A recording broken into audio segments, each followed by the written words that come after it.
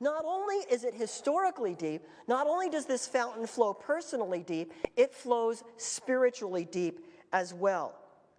And I will use only one example. I could just go on and on about this. The notion of assurance. How many of you feel assured of your faith? You know, big question. I don't know, when was the last time you heard a sermon that asked that question? It's not really as popular as it used to be. Assurance of salvation, assurance of faith. It was a big deal in the history of evangelical spirituality. Because what do? In a Roman Catholic world, you had 7 sacraments. And these 7 sacraments dispensed salvation to you from birth and baptism and confirmation and marriage or holy orders, you know, through healing and the sacraments of reconciliation and Eucharist, you know, and on into death and the final unction. And so you had your salvation dispensed to you throughout your life. Well, what do you do when all of that is gone? And now it's just justification by faith. Just have faith. What does that mean? All of a sudden, in the Reformation period, you're left going, well, faith, okay. And it might seem it was simple. It was, you know, to Luther, there was a profound realization. But what about everybody else in Germany that hung around? What did they think about? All of a sudden, you've got to say, faith, okay, I'll do it. But how do I know if I really had that faith? I mean, I said I believed. Is that enough? What kind of signs show saving faith? Well, what if I just kind of mouthed those words because I was a German and my mom was part of it? Is that really faith? How much faith do I need? How long do I need to hold that faith? What if I happen to not feel that faith tomorrow? What are the signs of real, honest faith? And Protestantism and evangelical traditions went through a crisis, an absolute crisis around the notion of assurance. How do you know when you're saved? It's not a small matter because my confidence in my relationship with God depends on that. You know how it is when you go to prayer and it's like, I don't feel much today, you know, or this is getting old, God, you know. It feels like my prayers are just bouncing off the ceiling and it's been a few years this way. Is this real? Or if I'm a Reformed person, you know, then yeah, maybe I'm elected, but maybe not. And I'm not showing much. And if I'm not, this is a really bad deal. And so there's all kinds of crises that go through someone's life. And it's not a small matter because our relationship with God depends on these kinds of things. So then what do? And there was these debates. Is it the inner witness of the Spirit? You know, you feel something. Oh, yeah, I've got the Spirit telling me I'm God's. And that's what I need. But what happens when you don't feel it much? Or it's the change of life. You know, if I show these actions and if I have victory over sin, that's what it's going to be. Well, yeah, that helps. But what about those other sins that just keep nagging at you? You know, you try washing them out, you try rubbing them out, and they never leave. And then you might say, oh, just accept it on faith. You know, you pray the prayer, and you say, God said it. I pray the prayer, and I'm His, and I'll just trust that. Well, is that good? But how do I know I prayed the prayer sincerely? Or, you know, so all of these questions begin to come around. And what I'm saying out of that is that the evangelical traditions are addressing spiritually deep things. They're addressing the absolute root of what it feels like to be in relationship with God. And to wrestle with them by wrestling with the traditions of evangelical spirituality.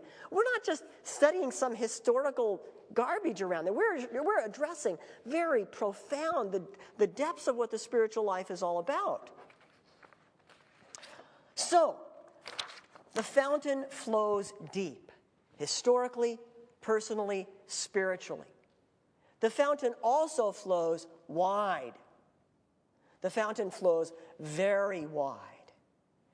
First of all, the breadth of salvation.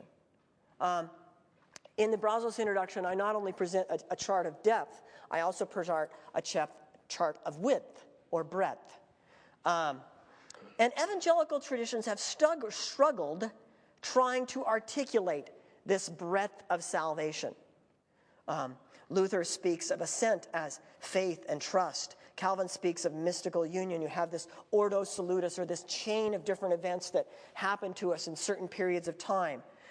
You struggle with culture and how we address culture. Should salvation affect our relationship to culture? Well, in the Reformation, people assumed possibly yes, possibly no. Luther had his relationship with the prince, and in Geneva, you're changing a whole city. And the spiritual reformers thought that transformation was pretty much inner only, or at least primarily. And Thomas Müntzer, thought he heard from God that we needed to lead a revolt, and not only the church needed to be reformed, but society itself needed to be reformed. And so you have a peasant revolt. And then you have Anabaptist communities that create an alternative. And all of them see that all of them see that Christian spirituality is something that in some way should affect our relationship to culture. So, in the Brazos introduction, what I do is I make another chart. I like charts. And this chart has to do with our relationships. I look at it in the sense that human beings are human, who we are, by being in relationship. That's part of characteristic of what it means to be human. We are in relationship with God, and then God. That's it. I see God as both the thing most central and the thing most broad around. But then we're in relationship with God, we're in relationship with others, we're in relationship with ourselves. And by the way, in the others, there's an interpersonal dimension where we have small communities and circles of friends and things like that. But we're also in relationship with others in the sense that we are connected to systems and structures. We're economic beings. We are political beings. So there's larger social systems and structures. And we are also in relation to spiritual forces. And then finally, we're in relationship to nature. That's part of what it means to be human being. We're not humans apart from those interconnections. So you ask the question, what do I mean by the fountain flows wide? The fountain of evangelical spirituality flows wide in the sense that it addresses transformation at every one of these levels. Our relationship to God is addressed. There's this wonderful piece in the biography of Hannah More. Hannah More is in the 1700s and a part of this evangelical revival in England. And Hannah More grew up in Victorian England, very high society, and she felt like she wasn't good enough. She was trying to be good and couldn't be good enough, and she had kind of a pious attitude about herself. And I don't mean the negative sense of pious, I mean positive. She was devoted to God. And she decided to move out on her own in this private place in the country and seek God. And so she did so, and no change happened. And so then she asks, she says, well, John Newton, tell me, why is it? I moved out here, I wanted change to happen, and it's not happening. And John Newton says, well, you don't have change just by moving somewhere. And he gives her this very simple suggestion. You need to be born again. You need a transformation of your relationship with God. That's what you need. You don't realize that you're incapable of changing yourself by moving somewhere. And there's this simple kind of thing. In the 4 spiritual laws of Campus Crusade for Christ, there is a throne diagram. Anybody remember? You remember the throne diagram. Who's on the throne of your life? And there is this fundamental commitment to relationship with God. And we can say all we want about the simplicity of something like that, but man, I know that my life needs to be arranged around God's leadership. And so that's the relationship with God. Our relationship with self. And I've already talked about personal depth, and so I don't want to go into that. But yes, our relationship with self. Our interpersonal relationship. You think of the conventicles and the small groups formed by the pietists. You think of the societies and bands that were formed by the Methodists. You think of the social religious meetings that were popular in the 1880s into the early 1900s, where you were gathered together around singing and Bible study and prayer and mutual support. Systems and structures. Charles Hambrick Stowe, in his biography of Charles Finney, writes, Finney is a significant figure because he managed to hold together a number of elements of evangelical religion that flew apart after his death. By the end of the 19th century, urban revivalism, conversion preaching, racial justice, women's rights, education reform, abstinence from alcohol and stimulants, holiness movement, second blessing, baptism of the Holy Ghost, ecclesiastical independence, impatience with doctrinal conservatism, progressive theology, the life of prayer, criticism of government policies, advocacy of civil disobedience, and aloofness from politics. Many of these elements seem mutually contradictory to Finney's critics during his lifetime, and yet they have shaped American evangelicalism since. Charles Finney did not certainly embrace every element of typical evangelical religion. For example, he was not a premillennialist, and I would argue, I don't think premillennialism was characteristic of all evangelical spirituality. But in many ways, he was a mediating figure. He held conflicting tendencies together by his zeal for souls, passion for justice, and his prayerful love for God. This was Charles Finney. Systems and structures are deeply a part of evangelical theology. Take a look at the history of the Second General Awakening and the beginning of all these volunteer societies that happened as a result of that. Spiritual forces. William Gurnall's book, Christian in Armor, you'll find Cotton Mather involved in navigating the whole witch trials in Salem. Spiritual warfare has always been a part of evangelical spirituality. And then finally, nature. Well, is there any example of nature? Toyohiko Kagawa. He's my new name for the day. And I don't even know that I pronounce it right. If anyone knows Japanese, please help me. Toyohiko Kagawa or Kagawa, I don't know which. But anyway, he was a missionary convert in Japan, and led revivals, helped plant churches, moved into the inner city of Kobe when Japan was at its worst in terms of industrial poverty, horrible situations that he lived in. Ultimately, he became a labor union leader, a guild socialist. In Japan today, the Constitution of Japan has, I think it's Article 9, a commitment to nonviolence. They won't go to war unless it's self-defense. And Kagawa, it's interesting, it's not the Buddhism of Japan, it's rather Kagawa the Christian, who was a main force behind the adoption of that thing. And he also was a huge advocate for terrace gardening and reformed some of the ways that Japan gardened. And part of it was his commitment to environmental care. So yes, wide. The fountain flows in terms of every dimension of our relationships with God, with others, with ourselves, with spiritual forces, and with nature. Second, wide in terms of length of time. And this is not so much the past. I want to talk about what it could mean today. The fountain flows wide. Sherry and I have been playing around with the concept of time. What do we think of time? And part of it, Sherry's reading this book called The Clock of the Long Now. When I say now, what's now mean to you? To most people, now is this short period of time of maybe moments, but maybe a week or two. Now I'm doing this.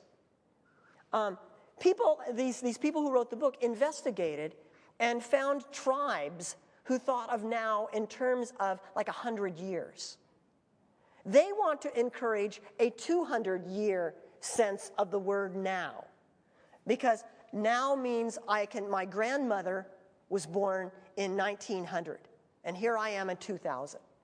And my grandchildren may live 100 years beyond me. And so I have touch with 200 years.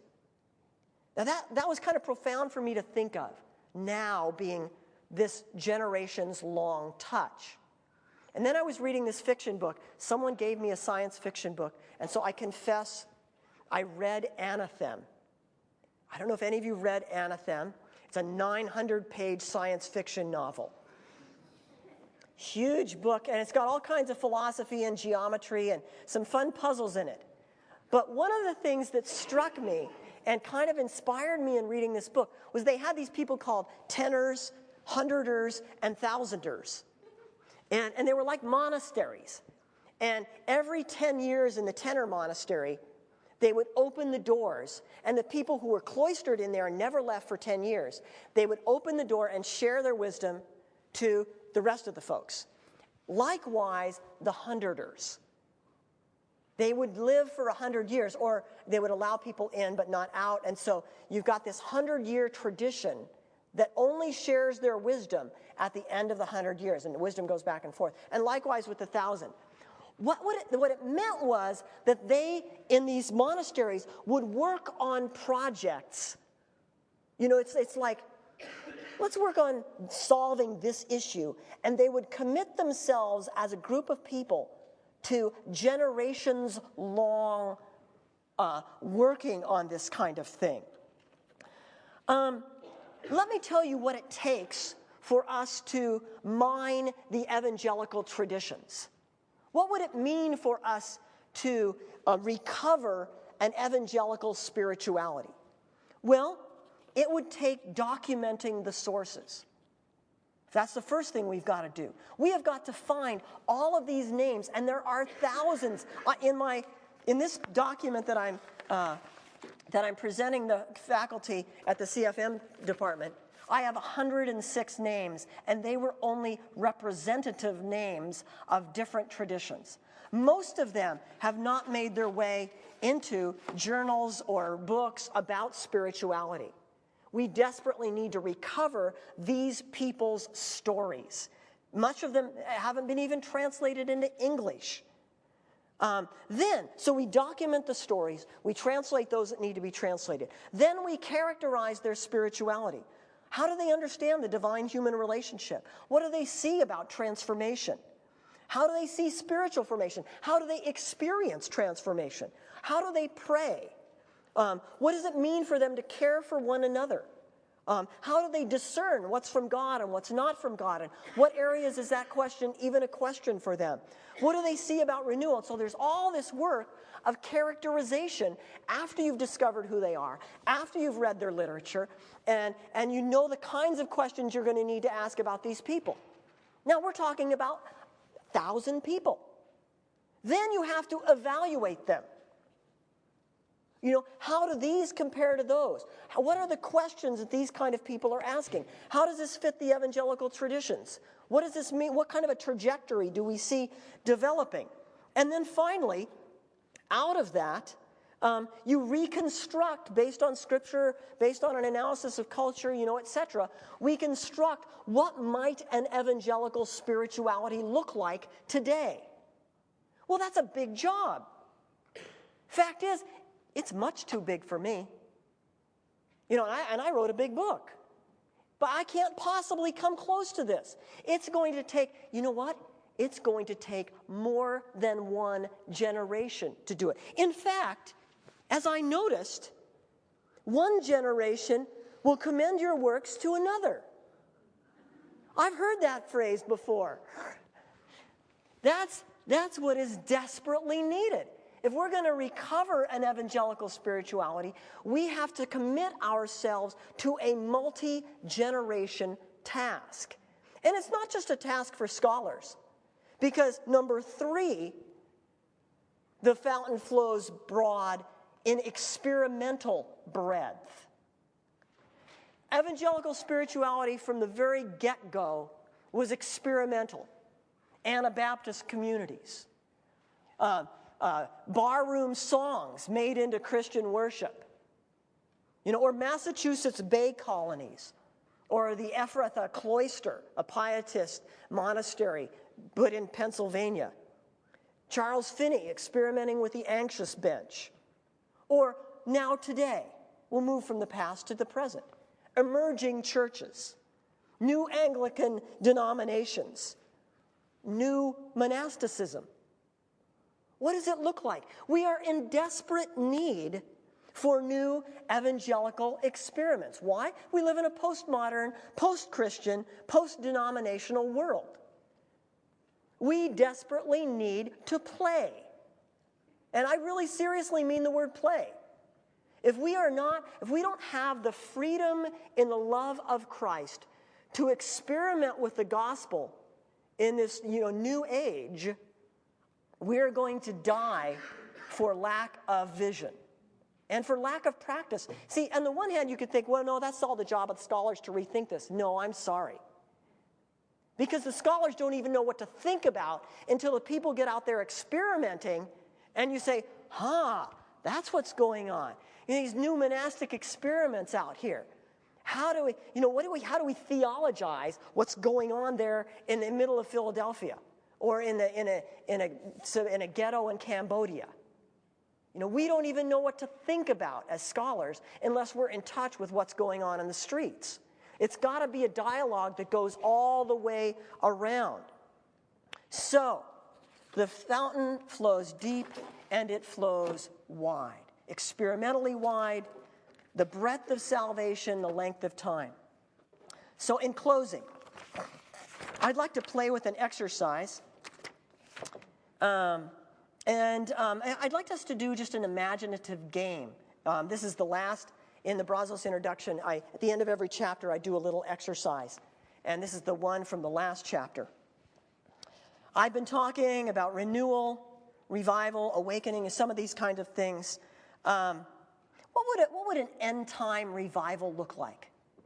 Some of the and Grace Winona Woods and others, they began through the evangelical tradition to think about an end-time revival, sometime where God's Spirit is poured out in a new kind of way and affects us in a way that almost looks like a eschatological proportions. So let's imagine an end-time revival just for fun. Imagine the whole earth. If you want, you can close your eyes. You don't have to. But just imagine the earth. Consider each continent, one by one. Think about race, culture, government. One by one.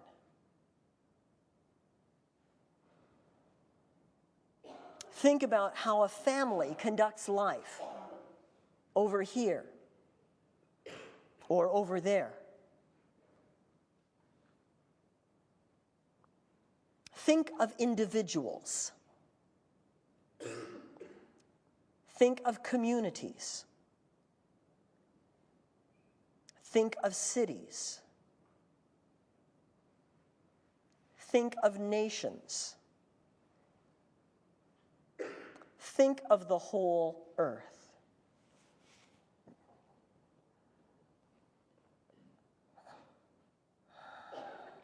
Now, imagine what it might be like for people to begin to experience a renewing of their minds, their cognitive experience.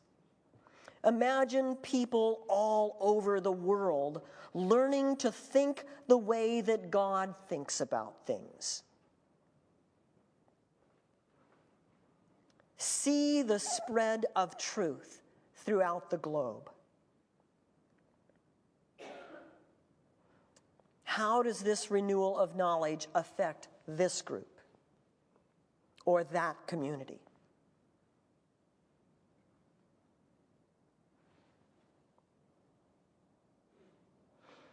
Now, imagine what it might be like for the world to experience a massive revival of the heart, the affective side of human experience.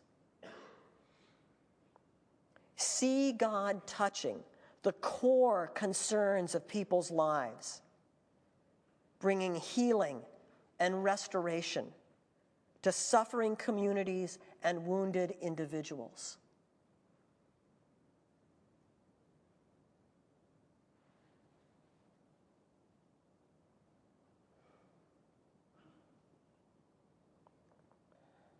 Now, picture God renewing the depths of our will or volition, transforming our choices, our habits, our lifestyles, bringing us into intimate conformity with God's own excellency. How would the world begin to act in the end times revival?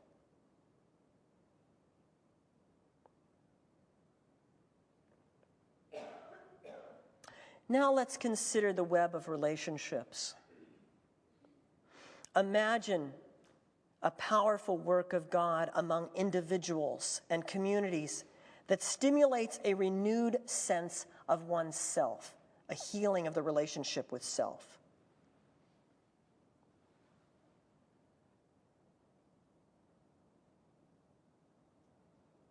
See the twisted misconceptions and damaged images of self falling aside.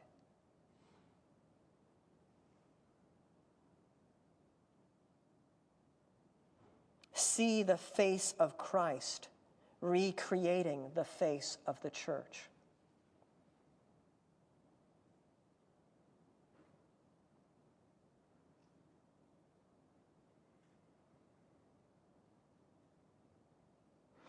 Now experience the Spirit poured out on our relationships with one another.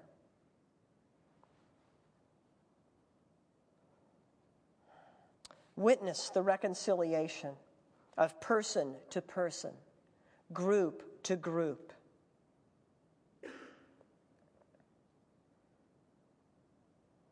Picture the restoration of family life. Watch forgiveness reign and welcome rule.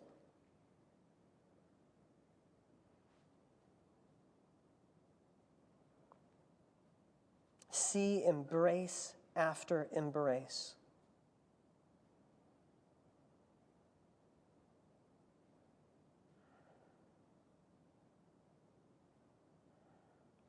Now, picture a restoration of our relationship with spiritual forces. Celebrate the victories as Satan is defeated again and again. As the people of God become people governed by life rather than by death.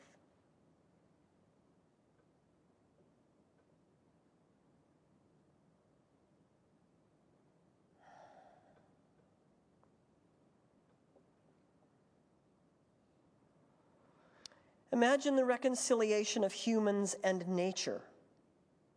How might an end-time revival affect our own sense of our bodies, of our relationship with the land, of scientific discovery?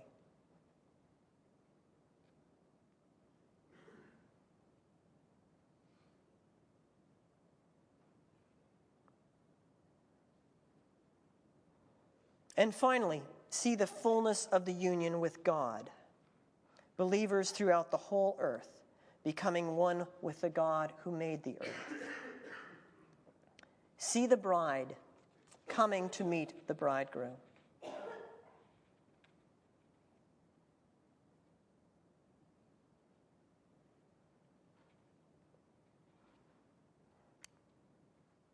And when you've finished exploring the big picture, return to yourself again. Where do you fit into this end-time revival? If the evangelical traditions were mined for you, where would the fountain flow? What depths, what breadth would touch you here and now?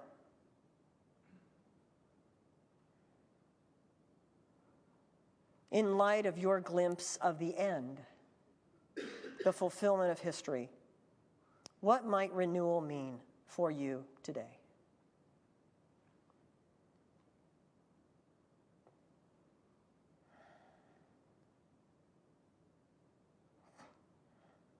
Amen.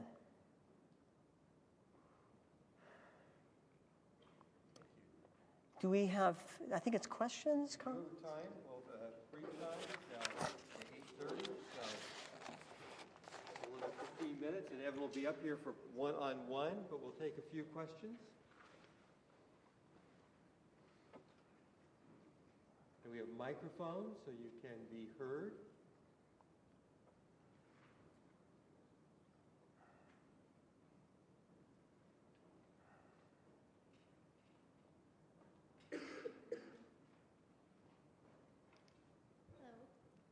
Is this on?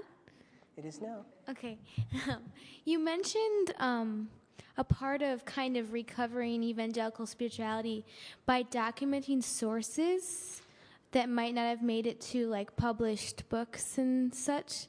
Does that mean like reading diaries or hearing oral stories, or what did you mean by that? Yes. That and much more.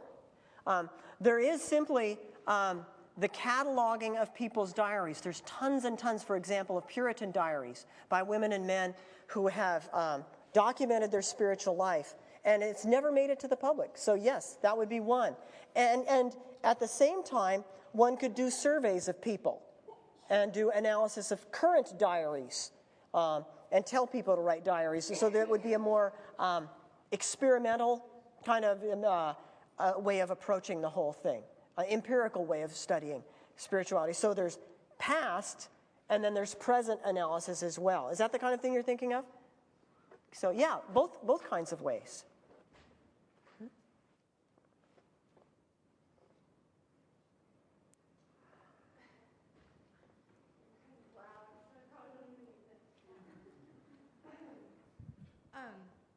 I really resonated with pretty much everything that you said. I realized through your speaking that I'm a lot more evangelical than I even realized, which is funny because I have always called myself evangelical, but kind of saw a lot of the things that you were even talking about as things that I would critique about evangelical spirituality. And I'm also very optimistic. And people tell me I'm very idealistic, which I think is a blessing and a good thing.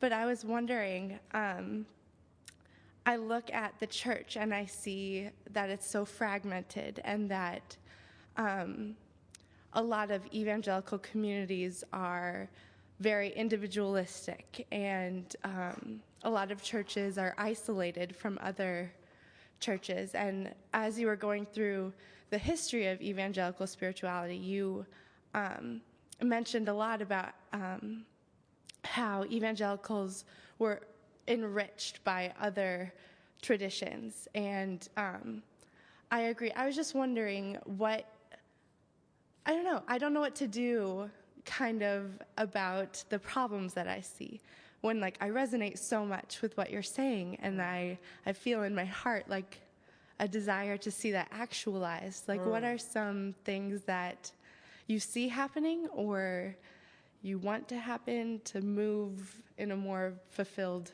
direction? Does that make sense? Yes, Okay. It does. At least I think I understand. Two or three thoughts. What I see all kinds of wonderful things happening. And the Renovari itself, where you have a commitment to 6 traditions working together, is a marvelous first step. The new monastic movement, a new friars, is another step of people from all traditions that are coming together to intentionally live a different kind of life and lifestyle. So I heartily support that kind of thing. The freedom of, even in some ways it's really odd that the things that are dividing us in some ways now, even tensions between emerging and emergent and, all of that. There's a negative side because there's acrimony between one and another, but my goodness, how are we ever going to come forward and learn these things? It's going to take generations. So I see the beginning of asking the questions themselves, I see as a really positive thing. How do we act in the middle of this? 2 things. 1, be generous to one another. These are really crazy times. When I was a kid and first going to church as a 4-year-old, all churches were alike. I mean, there were conservative and more liberal churches, more conservative and more liberal. But at the same time, they all pretty much had the same format. Well, now you've got seeker-sensitive churches, you've got mega churches, you've got cell churches, you've got emergent churches, you've got, everything on the planet. It looks really different. And imagine yourself, well, I guess you guys, some of you may be imagining yourself, graduating from Wheaton, going to seminary, and becoming a pastor. Well, what does that mean? What are you going to be a pastor of? And what are your congregations are going to expect from you? Being a pastor is a really hard thing these days because your congregation, some of your congregation expects you to be Bill Hybels, and another one expects you to be Brian McLaren, and another expects you to be Bishop someone. It's just really, really difficult. So how do we behave in the middle of all of this chaos? Be generous to one another. The only thing we can do is to be generous. The other thing that we can do is live differently. Because you see the weakness, you see the fragmentation, you see the shallow. Live differently. Experiment, play, try something different. In 1978, Sherry and I were convinced that the Bible had something to say about social justice and about simple living and these kind of things. And so Sherry and I made a vow never to live above, or never to, support ourselves above the federal poverty level. That is a commitment we've kept our entire lives, and it has really changed the way that we look at things and we relate to others and our own ministry and things like that. So live differently. Live the way you feel like, even if you're the only person alone doing it, live differently. That's how you can deal with it. It's not easy, but do it anyway. Oh, what is that quote? There's a wonderful quote by Mother Teresa about, people will hate you, love anyway, etc. And Google Mother Teresa and love anyway, and you'll get this long quote. It's beautiful. Someone else.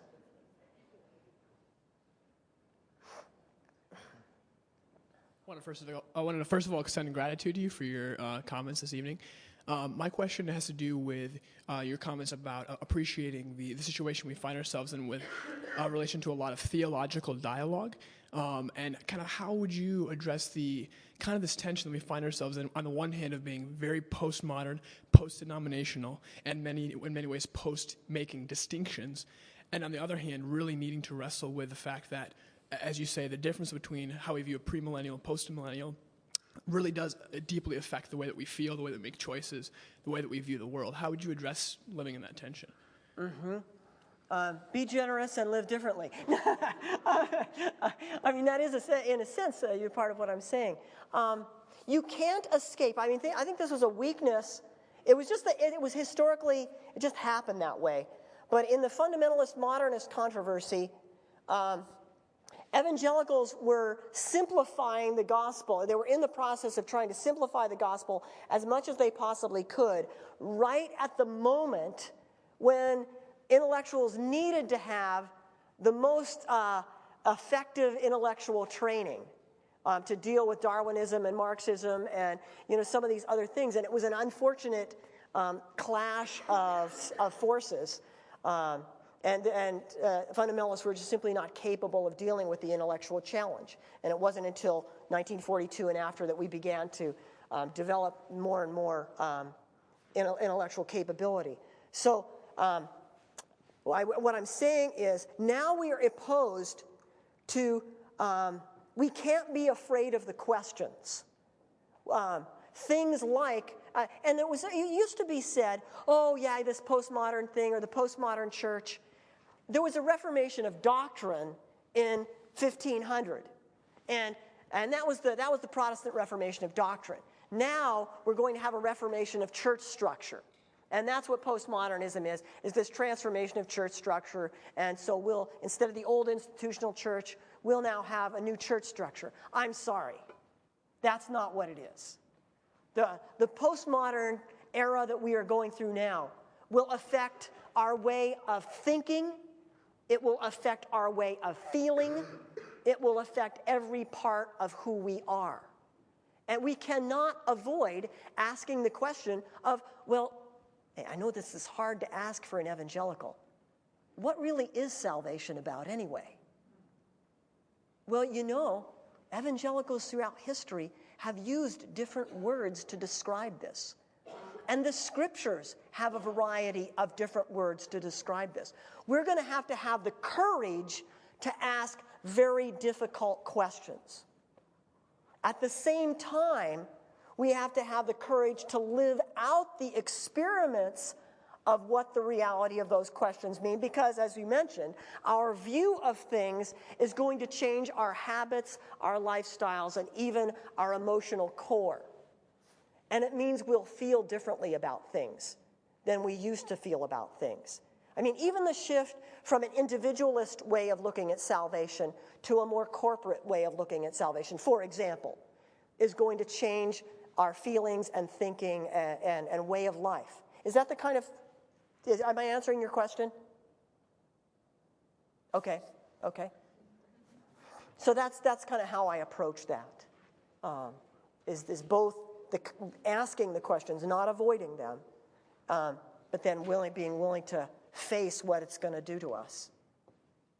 Okay, I'll take this as our last question here. In the article we read for your discussion today, it was on some of the pitfalls of modern spirituality in different realms of the church. For the evangelical section, you mentioned that modern weakness is lacking movement of the Spirit. We're too heavy in the Word, but we've kind of separated Word and Spirit. Do you feel in now our postmodern culture that we've shifted the other way, and the pendulum has shifted too far in the Spirit, almost to where you had categorized the Pentecostal charismatic movement as being too Spirit and not doctrinally based? And how do we deal with that constant pendulum swing back and forth? Globally, I think that the Pentecostal charismatic traditions are the strongest influential traditions today. So globally speaking, there's really, the pendulum is swung in that direction, and in Africa and Latin America, in some of Asia. The need is for a movement of biblical and wise historical and biblical discernment. How do we navigate the winds of the Spirit in our midst? And that has to do with things like prophetic words and healing ministries and spiritual warfare and all of that kind of thing. So that's, globally speaking, I think that's the case. The United States is a confusing mess of these things, and what you have are these isolated, I think semi-isolated sectors. You know, the river churches, you know, the Reddings and Toronto Blessing, you know, post-Toronto Blessing churches are over here, and the emergent churches are actually really burned out on the Spirit, you know, at least in many cases, and they're over here, and you've got these kind of isolated sectors. And my hope is that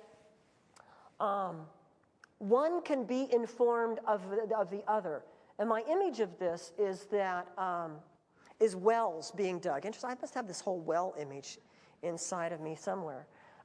Some groups, you know, like the Redding group, you know, they are mining really, really deep in one particular tradition, the charismatic tradition. And they're going to pull out of that nuggets that can't be gotten without going really deep in a single tradition. But their strength is also their weakness, because because of their very narrowness, they become blind to other ways of looking at things. And so wisdom is if they're able to listen to others. So there's people who focus mostly on digging deep, and that's the way life goes. And whether it be an evangelical group or a charismatic group or, you know, on these sorts of things. On the other hand, there's some of us, like this is my tendency, is I tend to, You know, go to this mine and say, "Ooh, look at these nuggets over here. These are kind of gold and they're fun." And then I go over to this mine over here and I see what they've pulled up and I say, "Ooh, these are silver. They're kind of neat too." And so then what I do is I kind of collect all these nuggets together and I throw them to you folks. And then there's some of you out there that are jewelers. And what you do is you take all these nuggets that I've collected from all these different mines and you make jewelry out of them. And you put them on people's hands. And you put something, you know, from one tradition and the other tradition, and you put them together into some system, some form that really is beautiful. And you enhance the life of the church. So my hope is that by allowing these kind of things to take place, we can learn to correct one another in the U.S. tradition. So my feeling is that the need is for more interaction, more mutual understanding and cooperation, lest things get so skewed and divided that we're not correcting one another. Yeah. Oh, and that was the last one. Thank you, but I'll be up here afterwards. Well, thank you. Thank you, Evan.